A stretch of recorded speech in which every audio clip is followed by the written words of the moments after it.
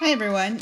So I'm going to show you today how to continue with your Hockney exercises. So we've already downloaded the images into the iPad, and what you're going to do is you're going to click on the class you're in. So in my case, I'll go to just first period, fantastic bottle, open link. You can see I've already been playing around with this, but let me show you how this works. Let me get rid of this one really quickly. First of all, before we get started, two things. You're going to be tempted to make your own slide presentation here. Please don't.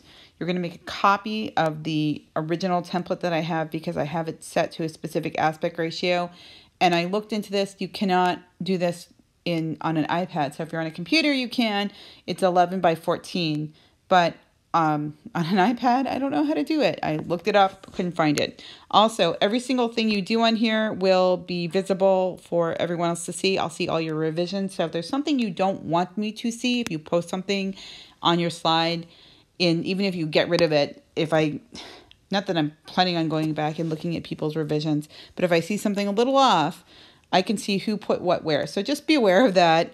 You're in a fishbowl. So to make a copy, you click on the three dots, and then hit make a copy, and it's going to call it copy of whatever, and you're going to rename it. So click on the three dots again and rename it, and then you're going to type in your name, right? So pretty easy here, right? So you would write your first name and your last name right over here. So first name, last name. So here's my example that I've created so far to show you where we are, and you can see that the slide, it's not your normal slide, and I've started adding images to it.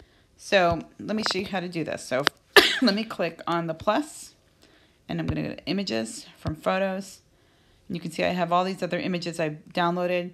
I'm not sure which ones I haven't used yet. I think this one hasn't been used. Yeah, so I could take that and bring that in here. So first of all, if it's too big or too small, I can change its size.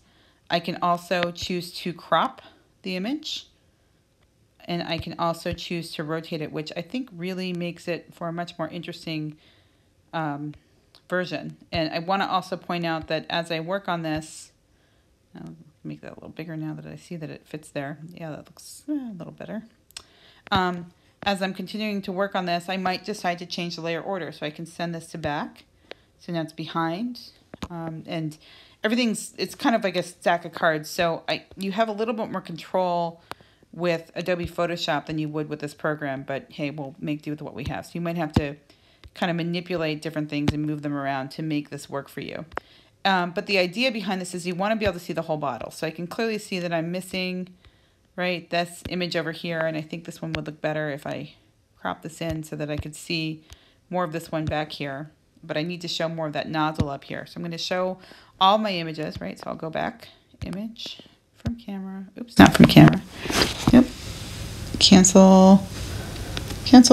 I meant from photos, image. And there we are. Okay, yeah. There we are. So, and I can bring that in. And maybe I'm going to clip a little bit of that off. And then again, I'll kind of just click on it, send back, and figure out where to place this. Now, here's part of the challenge. I'm going to ask that you make two versions of this. And you're thinking, what? Like, I already did it. It's one version. But that was kind of the whole point of this, is Hockney explained that just like if you were making a painting, you can change the color of something by just selecting a different color of paint. You can change photographers are making decisions all the time when they take pictures about what's where. So instead of having to re-import everything in, once you have all your images in here, and I'm not saying this one's done, but let's just show you what to do next. This is bothering me right here. Anyway, click on the slide, hold it down, and then copy. Actually, there's another way, but it's not doing it now. There we are. Okay, hold it down, and then you get this little thing that comes up, and I'm going to click on the clipboard, and look, it made a copy of it.